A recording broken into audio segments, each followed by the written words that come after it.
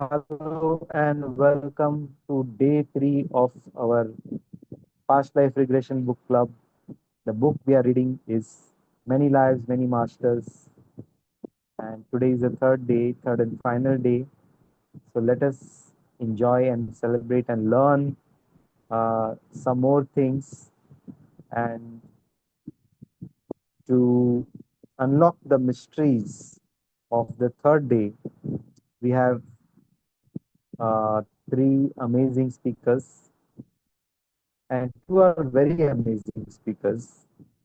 So I would like to call upon on the spotlight, call upon on the spotlight our very amazing speaker. She is a EFT therapist and Reiki master teacher, and past life regression therapist, Amreen Tyagi. So let us welcome her, and she's going to read. We're starting with I think chapter number 11, right? Is it 11? Yes. So you can unmute yourself and 1 minute. I'll just yeah. Now we can try. Yes. Wonderful. Thank you, sir. Thank you so much for your kind words. So, hello, everybody. I hope you have been enjoying the 2 days. And this today is our final day, wherein we'll be covering our last few chapters that are left. So, without wasting time, let's go deeper into the 11th chapter of Many Lives, Many Masters. Many masters. Yes. Yes, by Dr. Brian. And focus specifically on Catherine's experiences of suffering and injustice in her past life regression. So, in this particular chapter, we will understand how the experiences actually affect us and how regression as a therapy actually help us. Catherine has undergone many regressions and received profound teachings from the masters. Her fears, phobias have all reduced drastically, and her life is beginning to stabilize. In this chapter, Catherine recalls another significant past life where she experiences the sufferings and injustice. Yet also, she learns about forgiveness and release, how to release everything, how to let go. The details of this life help her connect why in the present life she carried certain emotional burdens and fears. Why this chapter will actually tell us what was the reason that she took therapies from Dr. Brian.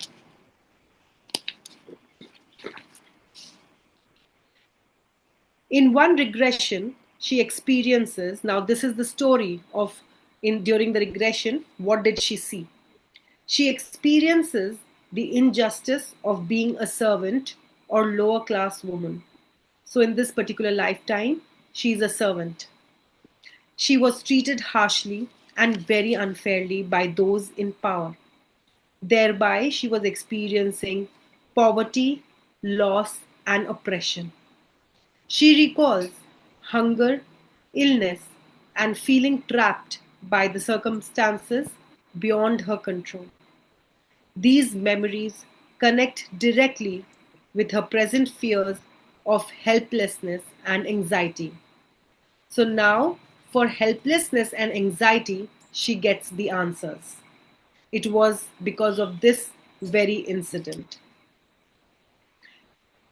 She also describes how, in these lifetimes, she was denied love and respect simply because of her social position and status. She faced abuse from authority figures who misused their powers, and she often died young or in pain, carrying forward the fear, the mistrust, and grief.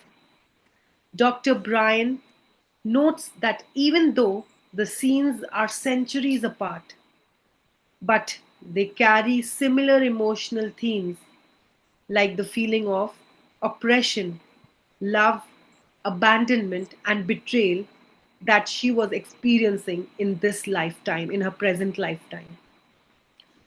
When Catherine relives these traumas during her regression, she used to cry, she used to shake, and fully re experience whatever suffering she suffered in those lifetimes. But afterwards, she used to feel lighter and freer because the emotions that had been trapped in her subconscious are finally released. Dr. Bryan also observes a clear therapeutic breakthrough. Her modern fears, like she had come to him that she feels choked and that's why she cannot have pills or food. She had fear of darkness and also she always used to feel helpless. All these fears begin to lose their intensity after these regressions. She becomes calmer, more confident, and less controlled by irrational fears. Dr. Bryan, she observes that how much her therapy has shifted from treating symptoms to awakening the soul. Through her, the masters also deliver wisdom about temporary nature of life and the eternal nature of soul. They remind us that each incarnation is chosen to balance out the past actions, to learn compassion, and to progress spirituality. So, the messages that we read in this particular chapter are from healing point of view, the masters describe that fear must be replaced by faith. Only then can the soul move forward. On life, the lesson that we get from masters is we are sent back to learn. If the lesson is not learned, it will be repeated in another lifetime and another and another. So the in last chapter when I was telling you all yesterday, closure is the remedy. On forgiveness, the masters mention that release anger and resentment. These bind the soul to suffering. Forgiveness brings freedom.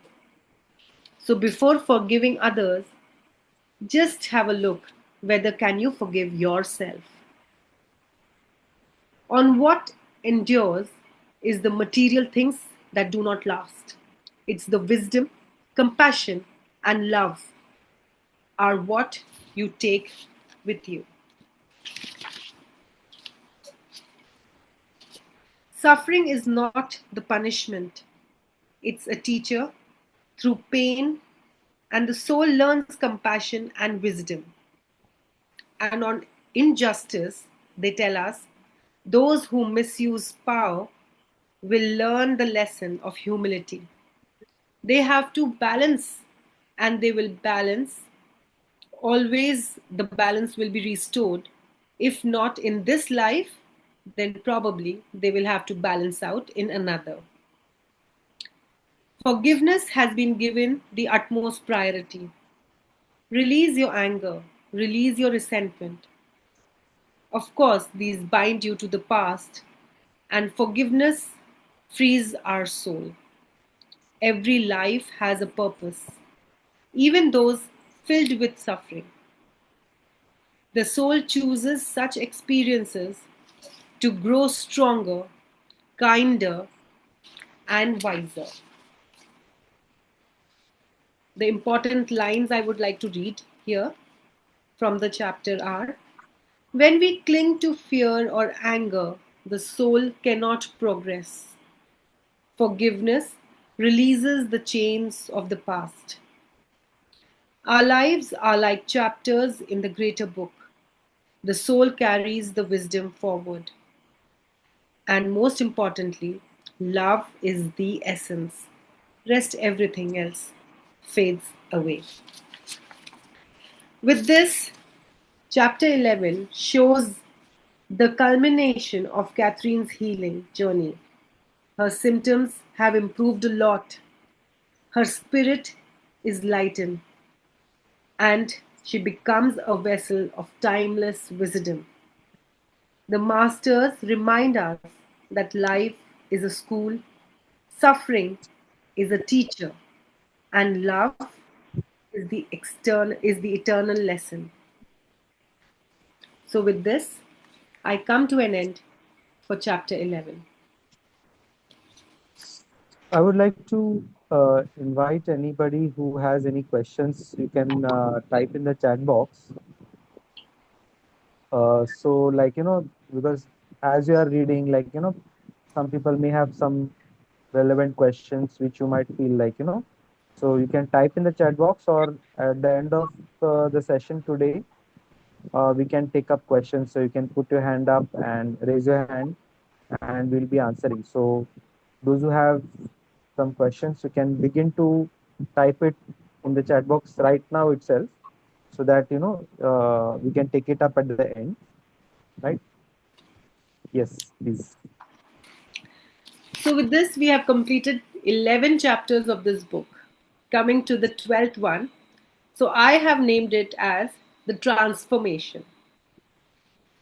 The 12th chapter is the chapter of the book where Dr. Brian reflects on the incredible journey with Catherine and how it transformed not only her life but his as well. By this time, Catherine's life has changed dramatically. Her phobias, fears have all almost disappeared. She is calmer, happier, and free from the crippling anxiety that once controlled her life. She has embraced love, trust, and inner peace. And she could do it because after making the closures and after the regressions. Dr. Brian, too, is no longer the same skeptical psychiatrist. Through Catherine, he has received messages from the Master that shifted his understanding of life, death, and healing. The key story of this chapter is not one past life memory, but rather the culmination of Catherine's healing journey. It shows the power of past life regression as both the therapy and spiritual awakening. Dr. Brian realizes that these lessons are not just for Catherine, but the stepping stone for entire humanity. Life continues beyond death. We are souls on a journey of growth. Love and compassion are the highest truth.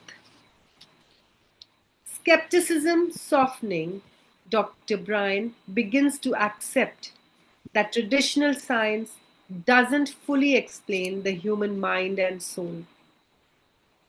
He now says that regression becomes a tool for deep emotional healing and it is not just a storytelling.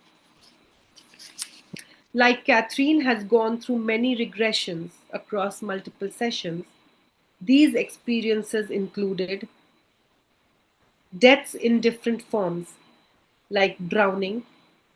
She died in one lifetime, she died of choking. In one, she died of illness. And in another, she died of childbirth. She also recalls that her hardships of poverty and losses, that is, being abandoned, living like a servant, and suffering illnesses, also taught her lessons of losses and oppression. That why did she feel all these things? And the moment of injustice and abuse of power, where she felt helpless and suppressed. Each time she relived the trauma, her body reacted physically. And so during the regressions, Whenever she felt like being choked or being drowning, she felt the shortness of breath. She used to tremble. The tears used to roll out of her eyes. She used to cry. She used to shake. Then, after releasing the memory, she used to feel lighter, calmer, and freer.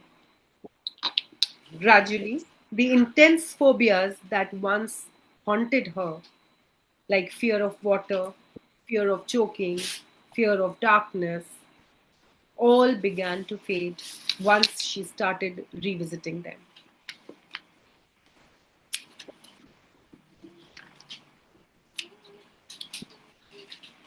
Important lines from this chapter are: the body may perish, but the soul carries memories across time.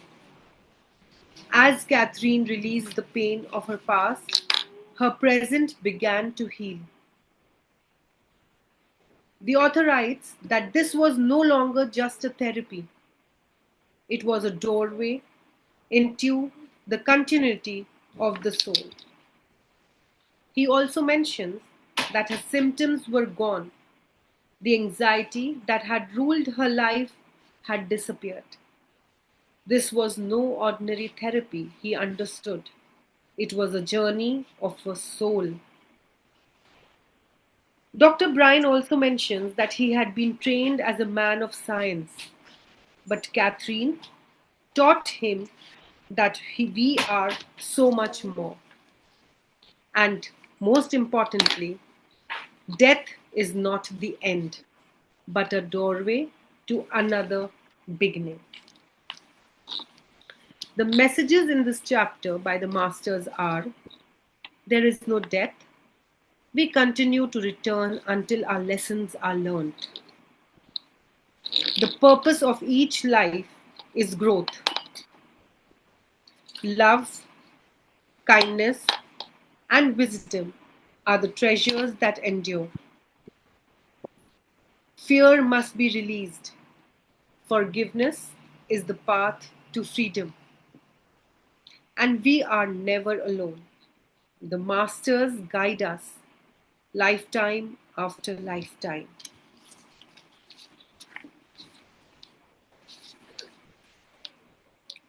Healing through remembering. Now, how did actually Catherine, how when people say, okay, we visit that particular lifetime, how does it heal us? It's very simple. It is called the process of regression, which we are here for, like past life regression therapies. The process of regression allowed Catherine, one, to re experience these emotions trapped in her subconscious mind, which even she was not aware consciously. Connect past life trauma with present symptoms. For example, fear of choking in her present life was linked to dying in childbirth and other suffocation related to deaths in past lives. Release the fear by facing it. This made her daily life healthier. She could now swallow pills easily. She could sleep peacefully without fear of suffocation. And most importantly, she became less anxious, more relaxed, and emotionally very open for the situations. The spiritual teachings within these regressions are: while Catherine was in deep regression, she sometimes shifted from describing her past lives to channeling the masters. These moments were marked by a change in tone, clarity, and wisdom beyond Catherine's own knowledge. So, how did Dr. Bryan could differentiate that it is Catherine's memory or Catherine's past life, or is it the masters that are talking? So, during this, her tones used to normally change, and whatever vocabulary or the knowledge she used to speak were definitely not of this present lifetime. Through her, the masters delivered timeless truths about the soul, reincarnation, love, and forgiveness. Dr. Bryan came to see that regressions were not only about personal healing, but also about universal awakening. Finally, by the end of this chapter 12, Catherine's fears had nearly vanished. She was happier, freer, and more at peace than ever before. And she had also grown more compassionate and spiritually aware. Dr. Bryan himself transformed from being a skeptical psychiatrist to a believer in the soul's eternal journey. Through reliving her past deaths and traumas, Catherine found freedom from her present fears. What began as therapy for anxiety became the spiritual transformation, and regression was not just the tool of memory, it was the doorway into healing, wisdom, and eternal truth. With this, we come to an end of chapter 12. Any questions? Yes, there is one question. Yes. Shall we take it at the end or right now? Okay, I'll just, is it okay? I'll just Yes. take the question. Mhm. So the question is from Prabodh. He's asking, is the trauma from past life, does the trauma from past life create some kind of negative energy around us and which blocks us from moving forward in any area of life, like career or spirituality or relationships or anything like that? So you want me to take it up? Yeah, if you want to answer, you can. So like one of the clients that I had, she had the similar issue that she used to face. She had a lot of money. There was absolutely no financial burden on her. But still, she had this fear of that paisa kam hai. So even if she wanted to go on trips, she would first say no to it, but later on she would book the tickets. And this was not only for this particular issue, but it was for multiple tasks, for everything. In fact, to buy a dress, to buy something to eat, to buy something, she would delay it, but she used to do it. There was no dearth of she was not poor, but this fear was always there. And when she was regressed in one of her lifetimes, she saw what released her, what relieved, the pain she saw of getting the money and holding it throughout. So when she relived those moments where she was the money was taken from her and then she was killed and she died of Right. that, of holding the money. So that My was God. so dear to her, that if money goes, her life, she loses her life. Oh, So so for once, her, the yes, money was like life, and if yes, so, like parting money is like somebody taking the breath out. yes, in spite of having too much of money. So once she relived, once we healed her that trauma, and we've set her. I mean, she set her free from there. She was regressed and she could release that trauma. Today she's a different personality altogether, as Right. if she has given a closure to it. Absolutely. So it's not just negative energy, but even certain thoughts or beliefs and behaviors. People behave in certain way when they have a like a block like this. Thank you, Amreen, for answering this question and also uh, recounting your experience of the reading of these chapters. So the next chapter is number 13, right? 13, and I'm going to share this uh, very exciting topic. And after this, we will welcome Ratiksha also.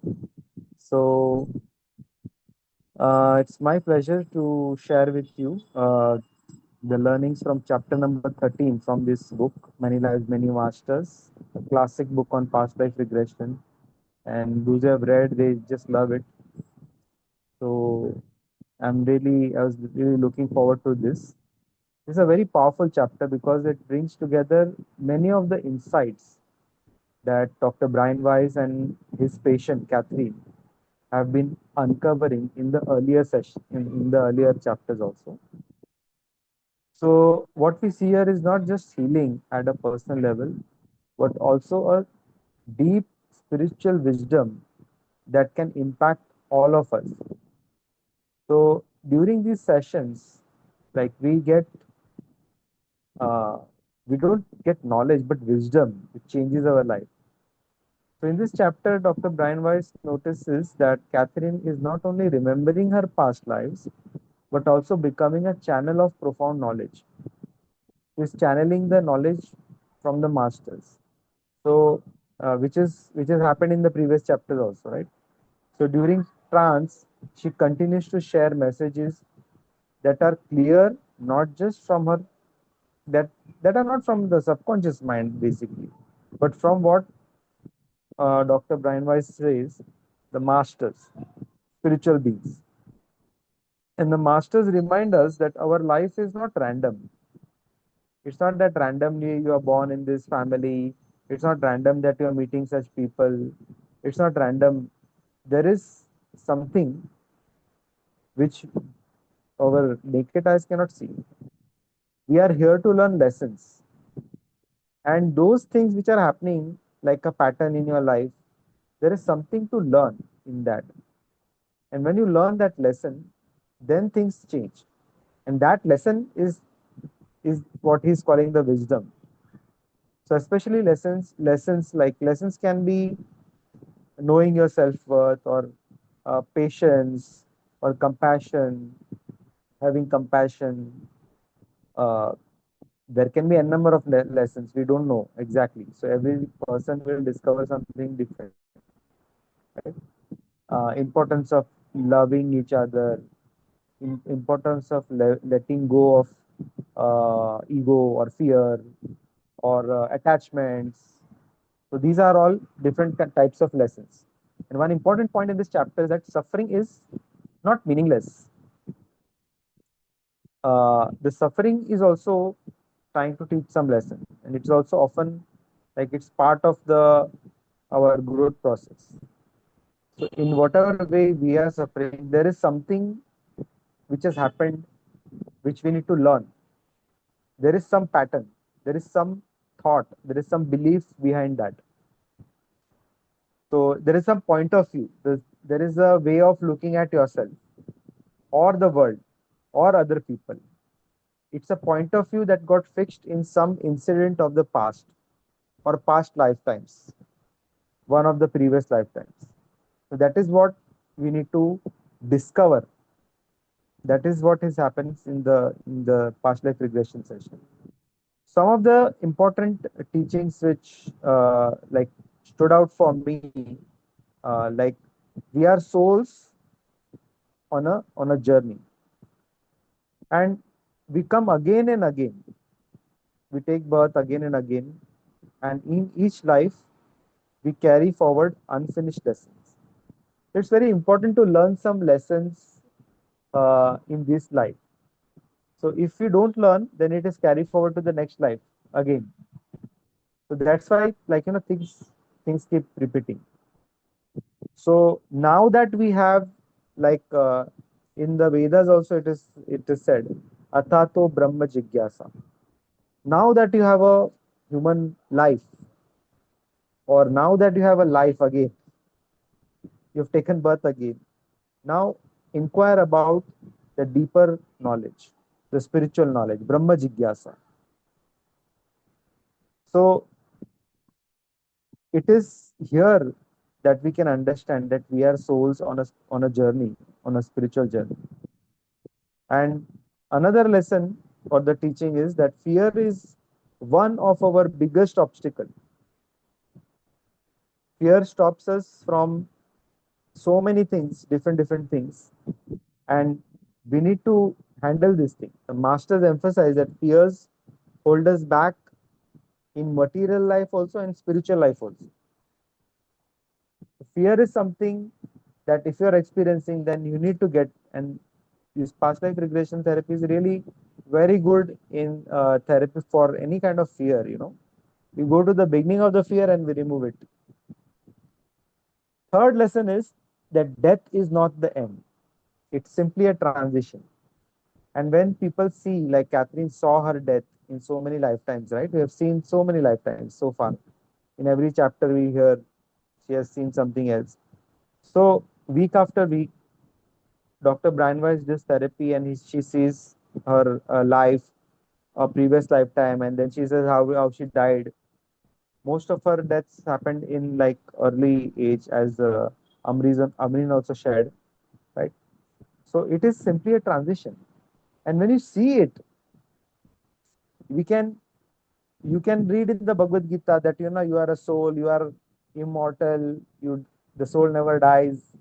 It's all theory, but when you actually see it in your past life regression session, then it is not a concept for you. It is a reality. It is something that you actually experience. So death is like walking from one room and going into another room.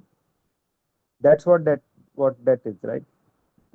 And our purpose, the fourth thing is that our purpose is to grow spiritually. At many times we are very busy in a job, business, profession, and we forget about other things. We think that, like, this life is the his everything, and all our responsibilities in this life, we give so much time to all other things but our spiritual growth. We forget about the main purpose of coming, taking a human form, and like, we forget about that, the main purpose we forget, and then other things become important. Everything happens in life, it is an opportunity to evolve towards the greater awareness. So it is a reminder for us, this chapter, that we should uh, not forget that our main purpose is to grow spiritually. And when we face difficulties, instead of asking why me, why this is happening to me, we can ask, what is this teaching me? Many times people ask the wrong question, which takes them into a depression. Okay, why this is happening to me? Why this is happening to me also can be answered by through past life regression. And but the other point is, even before you take the session or any kind of session, you can always ask, okay, what is this teaching me? Taking time to learn lesson from whatever is happening. You know, one of the greatest teacher in life, actually, it's life. One of the greatest teacher is life. So life teaches us so many things. What life is throwing at us is pointing out to some lesson. If we learn that lesson, we will be free. So what is my soul journey trying to teach me? What can I learn from it? This is what the question is.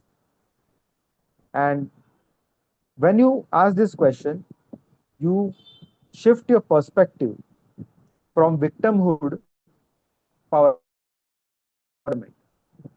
When you say, why this is happening to me, you are a victim. And when you ask you what lessons, what lesson is life is teaching me, it is, you are coming on a standpoint of empowerment. So this chapter also reinforces that we are not alone. Even in previous chapter, they are there, are more aware of it, because we have done many, we have learned many therapies or attended many workshops which teach us about this. which opens up and reawakens our powers, right? So this chapter really tries ties together the therapeutic and the spiritual aspect uh, of life. And Dr. Brian Weiss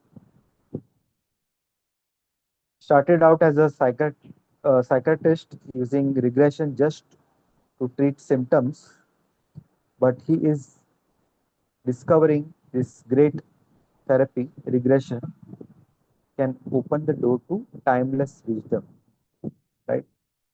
So that's how this chapter, you know, I'm sure as you are hearing, as you're listening to this, it is opening up many things to for you. Maybe you are having some questions also. You can definitely type those questions as we move forward to the chapter 14. Okay. So again, this is a very significant chapter because it shows how much Catherine has transformed through her life, in her life, basically, because of these sessions. And even Dr. Brian Weiss is transformed in the process. So the interesting thing about this book is that it's written by a therapist, Dr. Brian Weiss, about Catherine. But it is not just Catherine who is healing. The doctor and even the readers who are reading this book, they begin to shift their understanding about life and death. That's why this is like the one of the most famous books in on this topic. And in this chapter, we see how much Catherine has changed. Right? She has become calmer, she has become more confident, and she's not dominated by her fears.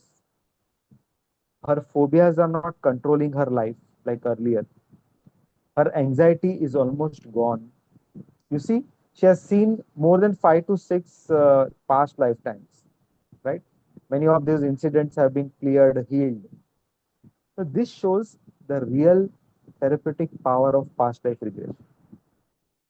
And Dr. Brandwise also starts noticing how his own belief system is being shaken. Now he was not born like believing born believer of reincarnation. He was not born like that. He was not born in that family. Many of us are born in such families where we believe in reincarnation. So for him, for a person who believes in something, it's very difficult to change that. But he started to, you know, change his beliefs. And as a man of science, trained in psychiatry, he never believed in reincarnation or spiritual dimension or like the soul continues after death. Nothing like that. But the evidence he sees in Catherine is so powerful that he cannot deny it anymore. Another important theme is how the master's teaching continued to flow through Catherine. They speak about how our purpose is to learn lessons, lessons of love, lessons of patience, lessons of non attachment, and how we must reduce or eliminate our fears and embrace the eternal nature or become aware of our eternal nature of our soul. And that is the lesson. And you know, some of the key things in this chapter that healing is possible at a very deep level.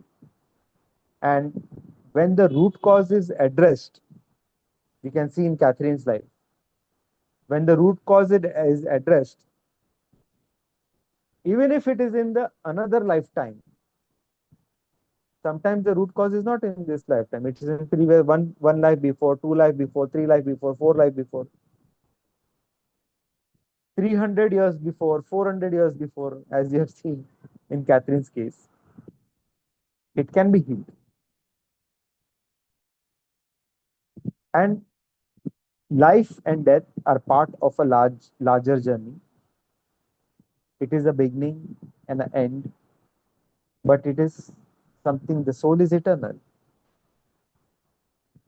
Another key insight is that spiritual growth is the ultimate goal, as we saw in the previous chapter also. Material achievements, possessions matter less compared to lessons we learn, the lessons we learn in these kind of sessions.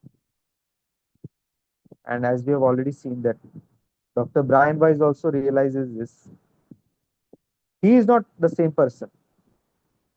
And that is the opportunity of being a past life regression therapist. Every session as a therapist when I take, and many of you are who are therapists, you will agree, Ratiksha and Amreen, and who else is there? So Jashmi is also there.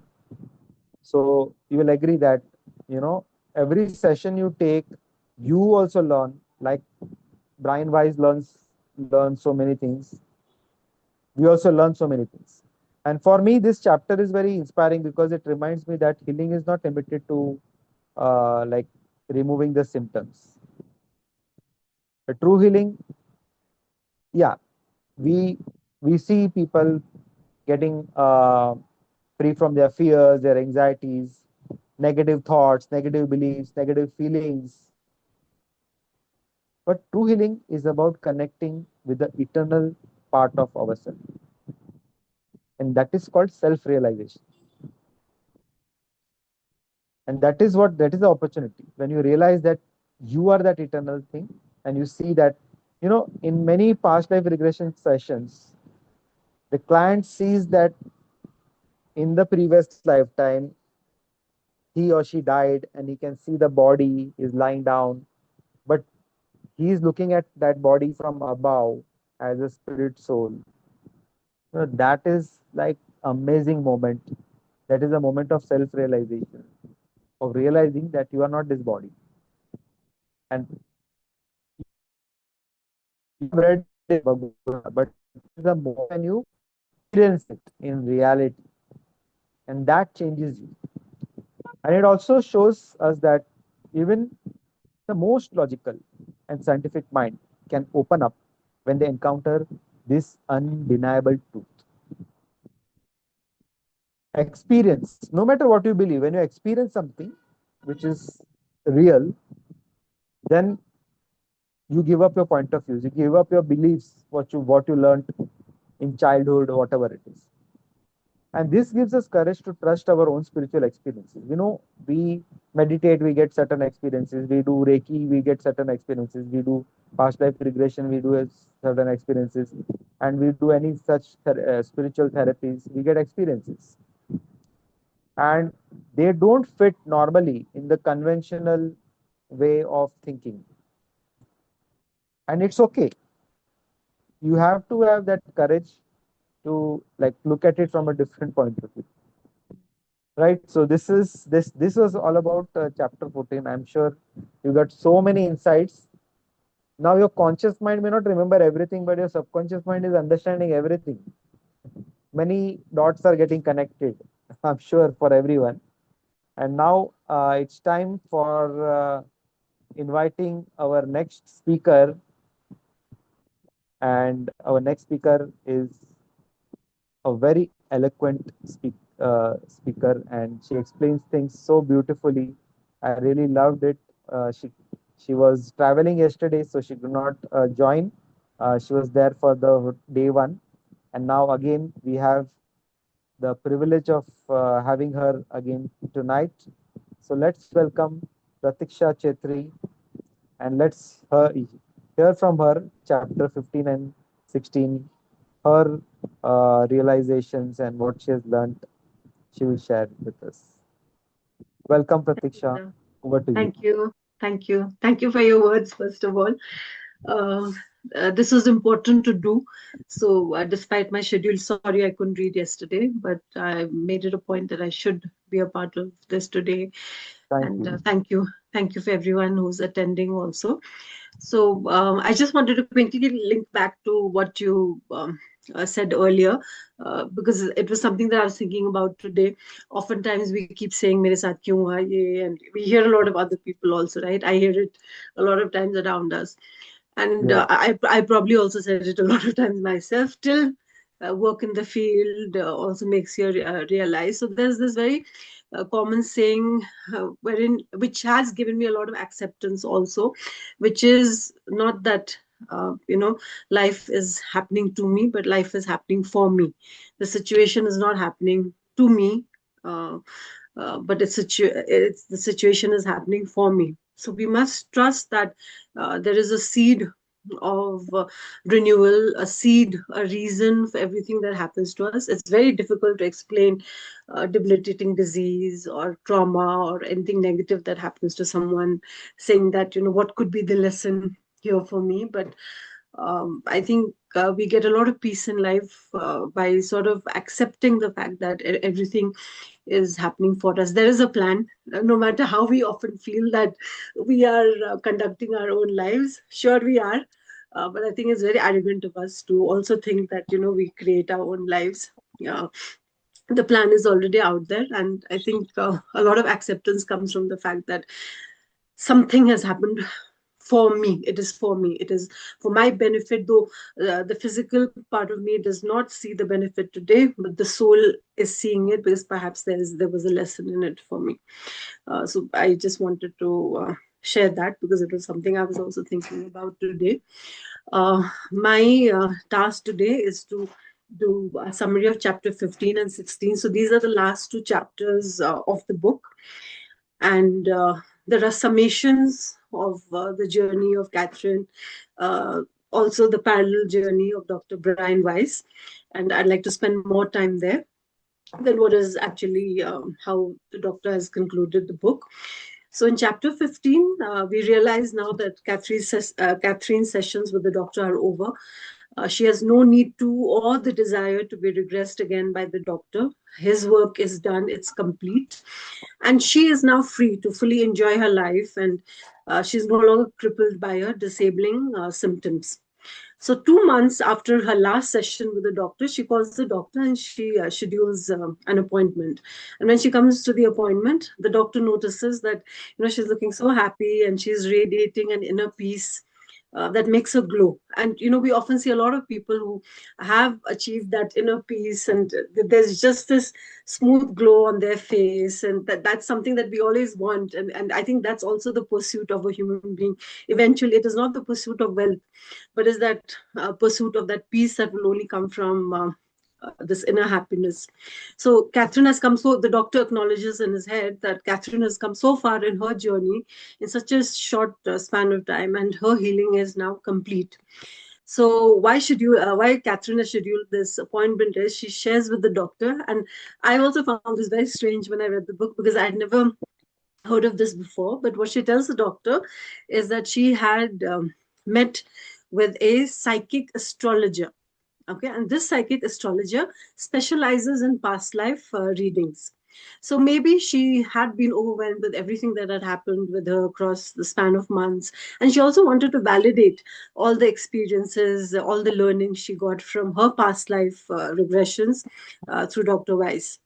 So, to her amazement, and the doctor, as he listened to her, the psychic also detailed many past lives of Katherine, all of which she had been regressed into in her sessions with Dr. Weiss. Mm. So basically, there was a complete overlap of all the lives that she had relived during her past life regressions. So from her life as a Navy officer, who experienced a hand injury during a naval war, then as a slave, her life as a prostitute, her life, the very first life she first saw as Aronda, the Egyptian priestess, as a raider who loses his life with his throat being slit. So the psychic astrologer reads. So this is an astrologer who does past life readings. So the psychic astrologer also talked about all these readings, and there's nothing that Katherine told the astrologer prior to the meeting. So it's quite surprising. So Mm. this also validates the fact whatever Dr. Brian Weiss did with Katherine and their Yeah. learnings, it validates their journey also. So what Katherine had arrived at through hypnotic regression, the psychic also reaches through Mm. her psychic channels. Right. So this also, in a way, confirms that these past life regressions are real. It is not Yeah. imaginary. It's not a hallucination. Also, my so this was a short chapter, but my personal takeaway from this chapter is that our roles in our life aren't a true denominator, let's say, of how far our soul has progressed in Mm. learning its lessons. Because if you look at Catherine, Catherine has lived so many varied lives as a boy, a girl, a slave, a healer, a priestess. And she's been a healer and a priestess. And at the same time, she's been a prostitute. She's been a robber also. And, so many other things, a slave. So, my basic learning is that what is key is not the position or the status or the our qualifications that we sort of get to build in our life, though that is what we get known by. But we should not judge people by what their qualifications are, or their job, or their stature in society, or their financial acumen. But I think the world would be so much better if we could actually glimpse that this is acknowledge that this is another soul also on his or her journey, and all of us are on the same journeys, perhaps at different points, and perhaps there would be no more respect and more love in the world if we could see that. And it's so easy to say theoretically, it is so difficult to do practically also. So I wanted to acknowledge this. But if we can keep reminding ourselves that yes, we are not the body, we're not a we're not the body, but we're the soul in the body. So if we can acknowledge that every day when we wake up. So I'm going to go to chapter 16. So this chapter concludes this book. Though this book is almost complete now, the doctor has been writing this over a span of years. But it is only the beginning for Catherine and Dr. Weiss, because Catherine has now had a fully new lease to life. She is a different human being altogether. She has no fear of illness or death, no debilitating weaknesses that she had earlier. And also, people, because I think when you regress, because you go to the tip of um, because you see life and you see what is beyond life, and you sort of dip into the spiritual realm. You also bring back a lot of experience, right? So it is not, you don't only bring back a solution to the answer that you came seeking, but you also bring back so much more wholesome knowledge during a regression. So because of this, she is now more spiritual in nature, and people are more drawn to her once they like to talk to her, and they feel better after talking to her. And Dr. Weiss has also had a big change in his life. He realizes he's more intuitive, and he uses this intuitive wisdom in dealing with his patients, colleagues, friends. His goals have shifted, his life goals have shifted. He's more humanistic. He doesn't want to just, accumulate. He's more empathic now, more loving, more kind. And very important, he's more conscious as a person. He feels more responsible for his actions, because if there is anything that past life regression teaches us, is that there is a price to pay for everything, even the teeniest thought, the smallest intention, the smallest action, good or bad. There is a price to pay, and we pay that price, whether it's in this life or the next lives. We do pay it. So he realizes that he's become a more conscious person, and I think this was one of my first lessons when I trained to become a past life regression therapist. This was one of my first lessons that we all know, and a lot of us, as you know, perform because we are born in India, and a lot of us already believe in reincarnation and karma. We understand the theory of karma, but to the fact that even an intention um, uh, is so important. Intention also carries vibration. It has a wavelength. It has energy, and that also carries forward. This is a very important lesson that past life regression also teaches us. Everything has an outcome. Um, and what the doctor goes on to say is his life still goes on. He hasn't left his critical thinking nature. He still serves as the head of his department. But what he realizes is through Catherine and his adventures with her, he's basically being given the task of trying to connect two worlds. The world of the physical and the non-physical. The world of the physical, as in our physical bodies and desires, and the world of the not physical is the world of souls and spirits. And he knows there is a connection, and we all also know there is a connection. We just have to be able to connect the dots, and connect the dots. And also for him, because he's a doctor, in a scientific way, so that people just don't discard past life regression as humbug, kuch bhi bolte hai, and it's not scientific, and it's just people's hallucinations. So he's written his this book very carefully.